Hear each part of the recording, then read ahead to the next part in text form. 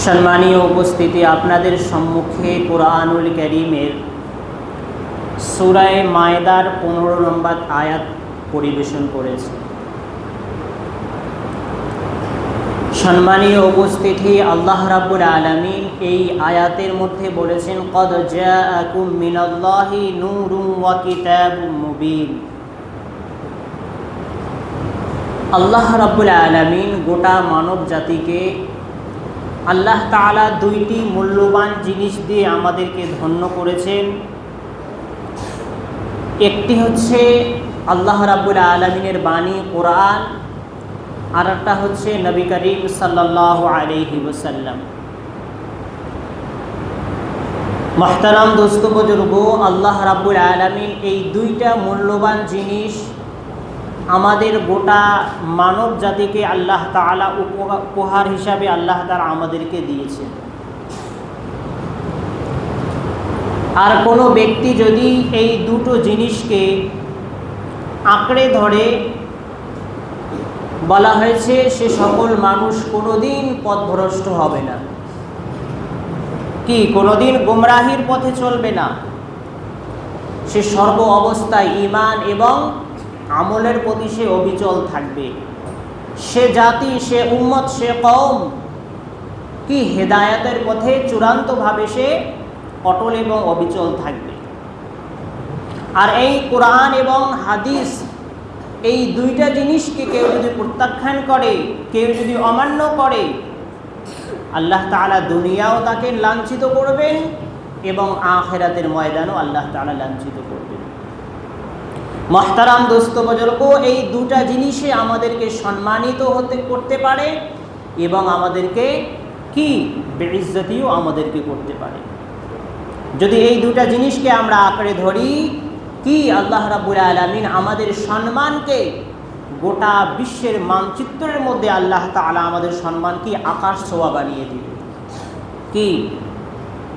মুসলমানদেরকে হাত লাগা তো দূরের কথা, কোনো মানুষ চোখ রাঙিয়েও কথা বলার সুযোগ পাবে না যদি কোরআন এবং হাদিসকে মেনে কোনো কওম, কোনো জাতি, কোনো দেশ যদি মেনে চলে।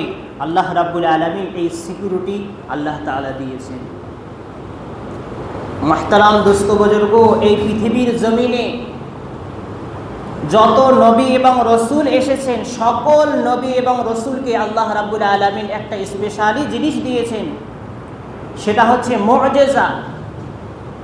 মুআজিজা মানে হচ্ছে অলৌকিক জিনিস। সে যুগের সবথেকে বড় শক্তিশালী জিনিসকে দুর্বল করে দেওয়ার মতো এমন একটা বস্তু, এই বস্তুকে বলা হয় মুআজিজা। আল্লাহ তাআলা সকল নবীকে মুআজিজা দিয়েছেন। হযরতে মূসা আলাইহিস সালাতু ওয়াস সালামের মুআজিজা হচ্ছে আল্লাহ তাআলা তাকে একটা লাঠি দিয়েছেন। আল্লাহ তাআলা তাকে লাঠি দিয়েছেন, আর এই লাঠি হচ্ছে হিয়া তাসআতুন হিয়া হাইয়াতুন তাসআ। এই লাঠির পাওয়ার হচ্ছে, এই লাঠি মুহূর্তের মধ্যে সাপ হতে পারে, আবার সেই সাপ থেকে মুহূর্তের মধ্যে লাঠিতে পরিণত হতে পারে। আমরা সেই হযরতে মূসা আলাইহিস সালাতু ওয়াস সালাম এবং ফেরাউনের যুগের যে জাদুঘররা ছিল, তাদের সকল জাদুঘরের সাপগুলিকে হযরতে মূসা আলাইহিস সালাতু ওয়াস সালামের লাঠির সাপ সকল সাপকে গিলে ফেলেছিল। এটা হচ্ছে হযরতে মূসা আলাইহিস সালাতু ওয়াস সালামের মুআজিজা। হযরতে ঈসা আলাইহিস সালাতু ওয়াস সালামের মুআজিজা হচ্ছে কোনো কুষ্ঠবেদী, কোনো অন্ধ ব্যক্তির কাছে যদি তিনি হাত বুলিয়ে দিতেন, হাত বুলে দেওয়ার সাথে সাথে মুহূর্তের মধ্যে সে ব্যক্তি অন্ধদেরকে চক্ষুষ্মান হয়ে যেত। হয়ে যেত? কুষ্ঠরোগীর সাথে সাথেই ভালো হয়ে যেত। হযরতে দাউদ আলাইহিস সালাতু ওয়াস সালামের মুআজিজা ছিল যে কোনো লোহাকে সে যদি এইরকম করে চেপে ধরে, তো আঙ্গুলের এই যে পাশগুলো আছে, এগুলো পানির মতো করে লোহাগুলো বের হয়ে যেত। লোহাকে মুহূর্তের মধ্যে পানিতে রূপান্তরিত করে দিত এবং বিভিন্ন রকমের অস্ত্র তিনি তৈরি করছিলেন। হযরতে সুলাইমান আলাইহিস সালাতু ওয়াস সালামের মুআজিজা ছিল তিনি তোক্তার পিঠে চড়েন, বিনা ইঞ্জিনেই তোক্তার পিঠে চড়তেন এবং সারাদিন তার প্রয়োজনকে আকাশের মধ্যে তিনি ঘুরে ঘুরে বেড়াতেন। আকাশের মধ্যে ঘুরে ঘুরে বেড়াতেন। মাহতারাম দোস্ত বুজুর্গ, সকল নবীর সকল মুআজিজাকে সে দুনিয়ার বুক থেকে বিদায় নেওয়ার সাথে সাথেই তার মুআজিজাকেও সে সাথে নিয়ে গিয়েছে। কিন্তু মাহতারাম দোস্ত বুজুর্গ, আল্লাহ রাব্বুল আলামিন বলেন যে সর্বশেষ মুআজিজা এবং সব থেকে উঁচু মানের মুআজিজা আমি আমার প্রিয় নবী মুহাম্মদ সাল্লাল্লাহু আলাইহি সাল্লামকে দিয়েছি। সেই মুআজিজা হচ্ছে কোরআনুল কারীম। কি আল্লাহর নবীর যুগে 3000-এরও অধিক মুআজিজা ছিল, কিন্তু আল্লাহ রাব্বুল আলামিন বলেন সব থেকে শ্রেষ্ঠ মুআজিজা আল্লাহর নবী সাল্লাল্লাহু আলাইহি ওয়াসাল্লামের ইন্তেকালের সাথে সাথেই তিনি সেই মুআজিজা নিয়ে যান। বরং আল্লাহ রাব্বুল আলামিন আমাদের প্রতি মেহেরবান করে দয়া করে আল্লাহ তাআলা এই মুআজিজা আমাদের মাঝে আল্লাহ তাআলা ছেড়ে দিয়েছেন। মাহতারাম দোস্ত বুজুর্গ, সেই কোরআনুল কারীমের অলৌকিকত্ব আজও সেই অলৌকিকত্ব আল্লাহ রাব্বুল আলামিন বরকরার রেখে দিয়েছেন। কোরআন মানুষকে পাগল করে দিতে পারে। মাহতারাম দোস্ত বুজুর্গ, আজ থেকে বহুদিন পূর্বে কি আমেরিকার ইউনাইটেড স্টেটস আমেরিকার একটা কনফারেন্স হয়েছিল, যে কনফারেন্সটা হচ্ছে যে পৃথিবীতে যত ধর্মগ্রন্থ রয়েছে সমস্ত ধর্মগ্রন্থে 10 মিনিট করে আবৃত্তি, কি 10 মিনিট করে আবৃত্তি শোনানো হবে। সেই কনফারেন্সের মধ্যে বিভিন্ন রকমের শেখ মাশাইখ এবং গুরুর নানকরা উপস্থিত হয়েছে। তারা তাদের আপন আপন ধর্মগ্রন্থ নিয়ে উপস্থিত হয়েছে। সেখানে উপস্থিত ছিল Gita, Bible, Ramayana, Mahabharata, Tripitaka, Zend Avesta, New Testament, Old Testament, দশাতীর, ইয়াহবিজ, বেদ, এ সকল ধর্মগ্রন্থগুলো কি সেই কনফারেন্সের মধ্যে উপস্থিত হয়েছিল। এই কনফারেন্সটার মূল উদ্দেশ্য হচ্ছে in order to check which book, which recitation of the holy book in most excellent recitation covered, যে এই ধর্মগ্রন্থের মধ্যে সব থেকে কোন ধর্মগ্রন্থের আবৃত্তিটা সব থেকে সুন্দর, কি সব থেকে আবৃত্তিটা সব থেকে সুন্দর। মাহতারাম দোস্ত বুজুর্গ, সেই সাথে সেই কনফারেন্সের মধ্যে আমাদের যে কোরআন, এই কোরআনও সেখানে উপস্থিত হয়েছে। সেই কোরআনও উপস্থিত হয়েছে। সেই বিচারক মণ্ডলীর সামনে দুইটা বাটন, একটা হচ্ছে রেড বাটন আর একটা হচ্ছে গ্রিন বাটন।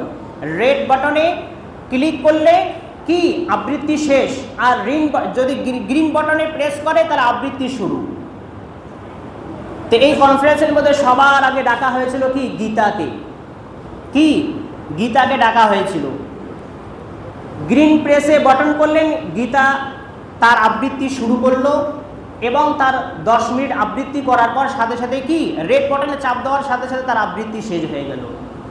এরপরে বাইবেলকে ডাকা হলো, এরপরে জিন্দাবিস্তাকে ডাকা হলো, এরপরে কি ত্রিপিটক, বিনয় পিটক, শামপিটক, অভিধর্ম পিটক, কি বুদ্ধাং শরণাং গচ্ছামি, ধম্মাং শরণাং গচ্ছামি। এই যে তাদের আবৃত্তি কি 10 মিনিট সে এরকম করে সে আবৃত্তি করে চলে গেল। এইরকম করে যত রকমের সেই ধর্ম যে আবৃত্তি রয়েছে একের পর এক সকলেই যখন কি আবৃত্তি করে শেষ হয়ে গেল, সবার শেষে কোরআনুল কারীমকে ডাকা হয়েছে। আর সেই কোরআনুল কারীমকে তেলাওয়াত করার জন্য মিশর থেকে সব থেকে শ্রেষ্ঠ কারি আব্দুল বাসিতকে ডাকা হয়েছে। তিনি মিশর থেকে এসেছেন কোরআন কারীম তেলাওয়াত করার জন্য। আমরা সকলেই জানি সেই কারি আব্দুল বাসিত তার তেলাওয়াতের ধরনটা কীরকম। তিনি একটা আয়াত পড়বেন, ফির পিছন থেকে আবার পড়বেন, এইরকম করে করে তিনি কি একটা লম্বা আয়াত তেলাওয়াত করার পর তিনি 1 মিনিট কি তিনি দম নেবেন, দম নেওয়ার পর আবার শুরু করবেন, এইরকম করতে করতে কি এইরকম করে তিনি তেলাওয়াত করেন। সেই কারি আব্দুল বাসিতকে ডাকা হলো। কি নাও রিপ্রেজেন্টেড মুসলিম কমিউনিটি কারি বাসিত আব্দুল ইবনে আব্দুল সাবাত will now recite the Holi book Quran for 10 minutes. কি অ্যানাউন্স করলো, কারি আব্দুল বাসিত কোরআনুল কারীমকে সামনে রেখে সে সূরা ফাতিহা কি আউযু বিল্লাহ বিসমিল্লাহ বলে সূরা ফাতিহা তেলাওয়াত করা শুরু করলো। বলা হয় যে সূরা ফাতিহা তেলাওয়াত করতে তিনি 13 মিনিট সময় নিয়েছেন। কত মিনিট? 13 মিনিট সময় নিয়েছেন। কিন্তু কি আজীব ব্যাপার, কোরআনুল কারীমের কি অলৌকিকত্ব যে বিচারপতি রেড বাটনে ক্লিক করাটা সে ভুলে গিয়েছিল। কি কোরআনের কারীমের এই অলৌকিকত্ব, তার সুর কি কারি আব্দুল বাসিতের যত সুর এবং আল্লাহ তাআলা যত মধুর দিয়েছে সমস্ত সুরকে উজাড় করে দিয়ে সে কোরআনুল কারীমকে তেলাওয়াত করে সমস্ত মাহফিলকে সে মাতিয়ে দিয়েছিল। সকলে পাগলের মতো হয়ে গিয়েছিল, সকলের চোখের মধ্যে কান্না আসছিল। তারা কোরআনুল কারীমকে যদি নাও বুঝতে পারে তবুও তাদের চোখে কান্না এসে গেছে। মাহতারাম দোস্ত বুজুর্গ, যেহেতু প্রেস হচ্ছে না, কি রেড বাটনে প্রেস হচ্ছে না, তিনি বললেন যে এটাই হচ্ছে সুযোগ। তিনি আবার কোরআনুল কারীমের সব থেকে শ্রেষ্ঠ সূরা সূরা আর রহমান তেলাওয়াত করা শুরু করলো। কি তেলাওয়াত শুরু করে দিল। 10 মিনিট হয়, 15 মিনিট হয়ে যায়, 20 মিনিট হয়ে যায়, 30 মিনিট হয়ে যায়। কি 30 মিনিট হয়ে যাওয়ার পর এই যে গীতাওয়ালা, তারপরে আরো বিভিন্ন রকমের যত রকমের রয়েছে অর্গানাইজেশন কমিটির একজন চেয়ারম্যান এসে তাকে বিচারকে ধাক্কা দিয়ে বলছে, এই man, what's the hell you doing here, what's wrong with you, why are you press the red button? তুমি রেড বাটনে প্রেস কেন করছো না? 15 থেকে 20 থেকে 30 মিনিট পর্যন্ত হয়ে গেছে, তারপরেই তুমি প্রেস কি করতেছো না, রেড বাটনে তুমি প্রেস করতেছো না।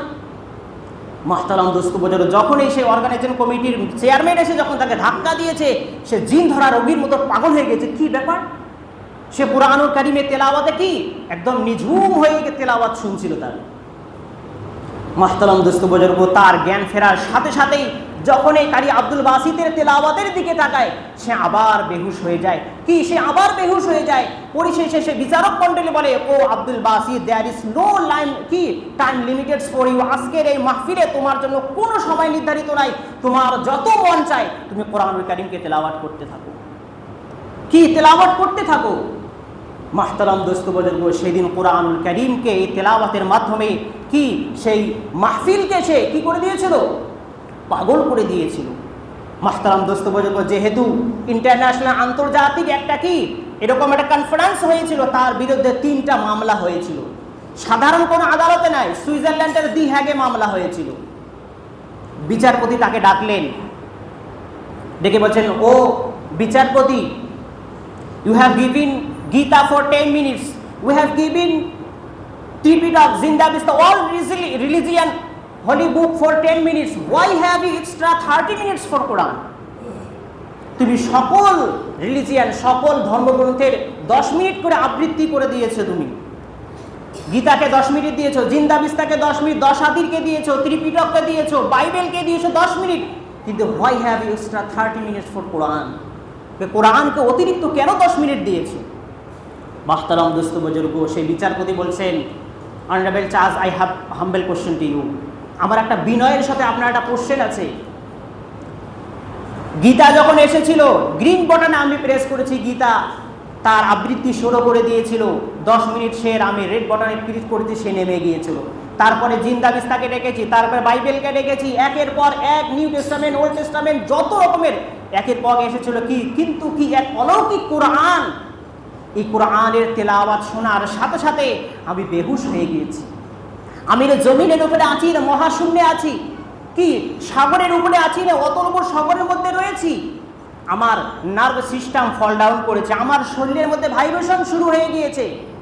যখন আমি আমার সাথে নাই, যখন আমি যখন আমার সাথে নেই, আমার নার্ভ সিস্টেম যখন কি ফল ডাউন করেছে, আমার জ্ঞান যখন কি হারিয়ে গিয়েছে, তাহলে এমন একটা অবস্থায় আমি কীরকম করে রেড বাটন, আমি কীরকম করে কি এই রেড বাটনের মধ্যে আমি ক্লিক করি। মাহতারাম দোস্ত বুজুর্গ, মাহতারাম সেদিন বিচারপতি আর তার কোনো বিচারই করেনি।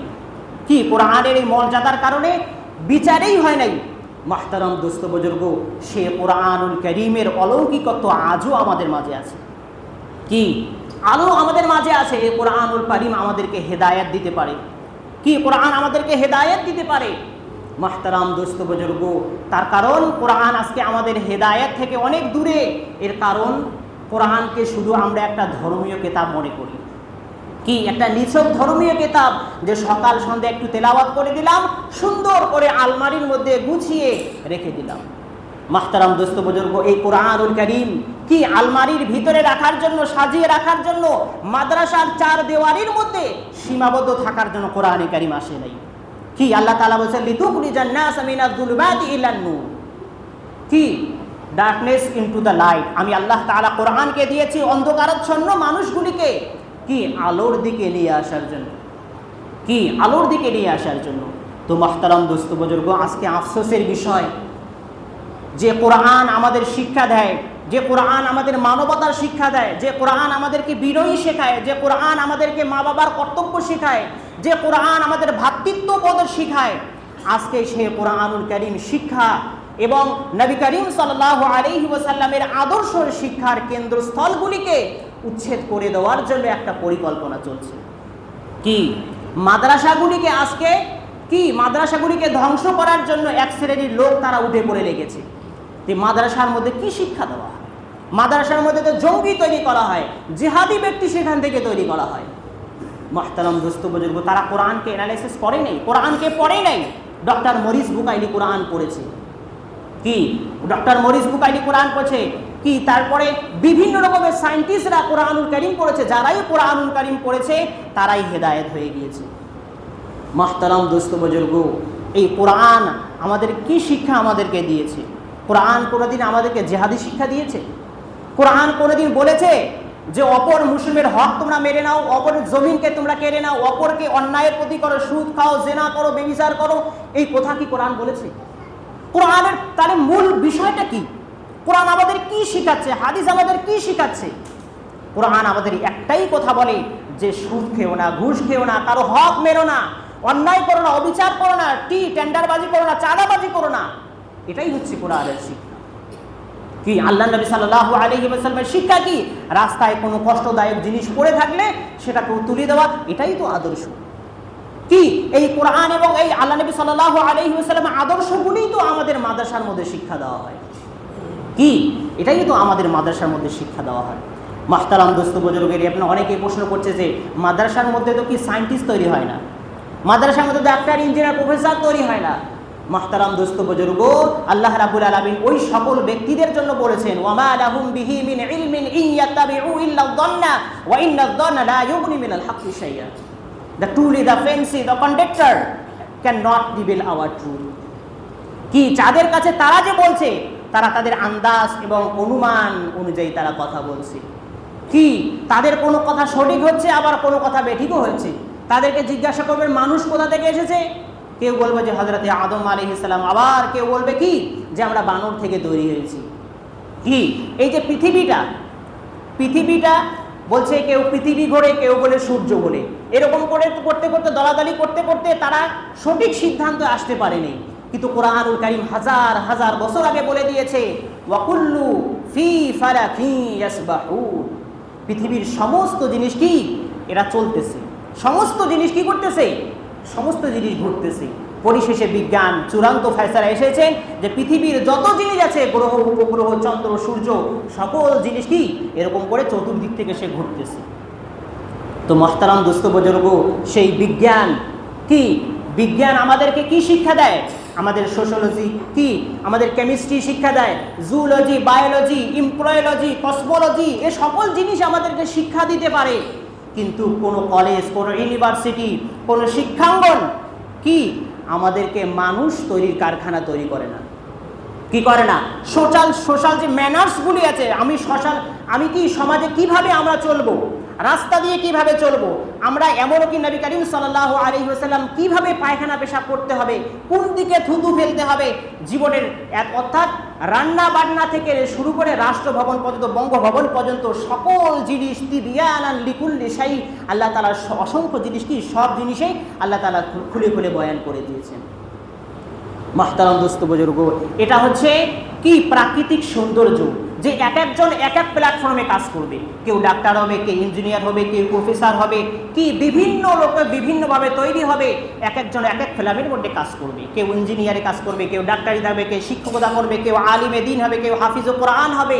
আজকে যদি এই মাদ্রাসাগুলিকে উচ্ছেদ করে দেওয়া হয়, মুহতারাম দোস্ত বুজুর্গ, আমি চ্যালেঞ্জ দিয়ে বলছি যে সমাজের মধ্যে অন্যায়, অবিচার, পাপ কাজ আবার দ্রুত পরিমাণে কি বেড়ে থাকবে, বাড়তেই থাকবে। তার কারণ মানুষ জেরা থেকে এবং অন্যায় থেকে বলার জন্য একমাত্রই একটা প্ল্যাটফর্মই রয়েছে, সেটা হচ্ছে ওলামায়ে কেরাম। কি ওলামায়ে কেরাম তারাই মানুষকে অন্যায়ের দিকে ফেরায়, কি তারাই মানুষকে অন্যায়ের দিকে, অবিচার থেকে সত্য কথা বলার জন্য তারা কি করে, মানুষকে প্রায়োরিটি করে। এই জন্য মুহতারাম দোস্ত বুজুর্গ, এই মাদ্রাসাগুলি আমাদের হচ্ছে কি শিক্ষাঙ্গন, এই মাদ্রাসাগুলি আমাদের কি অন্যায় থেকে ফিরাইতে পারে। এই জন্য মহতারাম দোস্ত বুজুর্গ, কিছু শ্রেণীর লোক তারা কি এই মাদ্রাসাগুলিকে উচ্ছেদ করার চেষ্টা করছে। তো মহতারাম দোস্ত বুজুর্গ, আমি তাদের সকলকে স্বাগতম জানাবো যে আমাদের মাদ্রাসাগুলির মধ্যে আসেন এবং দেখেন এই সাবজেক্টগুলি কোরআন এবং হাদিসগুলি আপনি কি অ্যানালাইসিস করেন, দেখেন যে কোরআনে কি শিক্ষা এখানে দেওয়া হয়। কি মাদ্রাসাতে কিছু সায়েন্টিস্ট তৈরি হয় না? এই ভারতবর্ষের মধ্যে সব থেকে বড় সায়েন্টিস্টের নাম কি? Doctor APJ Abdul Kalam Azad. তিনি কোথা থেকে শিক্ষা অর্জন করেছেন? এই মাদ্রাসা থেকে শিক্ষা অর্জন করেছেন। প্রাথমিক শিক্ষা মাদ্রাসাকেই করেছেন। কি তাহার সাথে শিক্ষা অর্জন করলেই নাকি জঙ্গি হয়ে যায়? মাহতারাম দোস্ত বুজুর্গ, এটা চূড়ান্ত ভুল ধারণা। এই ধারণা থেকে আমাদের সকলকে বেরিয়ে আসতে হবে এবং কোরআন এবং হাদিসের ইলম আমাদেরকে অর্জন করতে হবে, এর প্রতি আমাদেরকে আমল করতে হবে। আল্লাহ রাব্বুল আলামিন আমাদের সকলকে যেন এই কথাগুলির উপর পরিপূর্ণভাবে আমল করা তৌফিক ইনায়াত দান করুন।